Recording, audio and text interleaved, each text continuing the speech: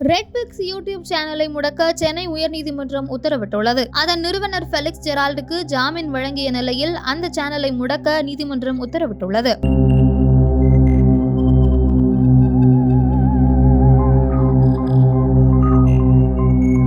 சவுக்கு சங்கரின் பேட்டியை ஒளிபரப்பியதாக கைது செய்யப்பட்ட பத்திரிகையாளர் ஃபெலிக்ஸ் ஜெரால்டுக்கு ஜாமீன் வழங்கிய சென்னை உயர்நீதிமன்றம் அவரது யூடியூப் சேனலை மூட உத்தரவிட்டிருக்கிறது. காவல்துறை அதிகாரிகளையும் பெண் காவலர்களையும் ஆபாசமாகவும் அவதூறாகவும் பேசிய வழக்கில் சவுக்கு சங்கர் மீது வழக்கு பதிவு செய்யப்பட்டு புழல் சிறையில் அடைக்கப்பட்டுள்ளார்.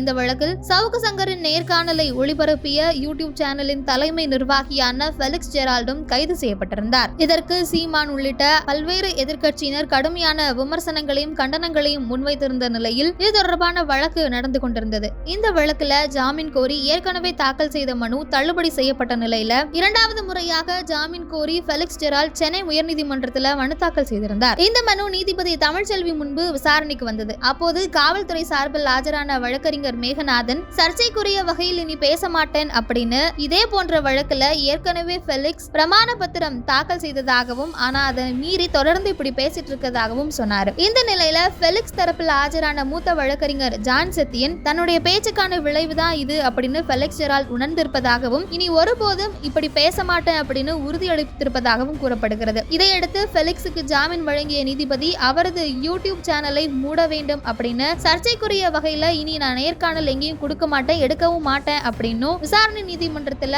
பிரமாண பத்திரம் தாக்கல் செய்யவும் நீதிபதி நிபந்தனை விதித்திருப்பதாக கூறப்படுகிறது.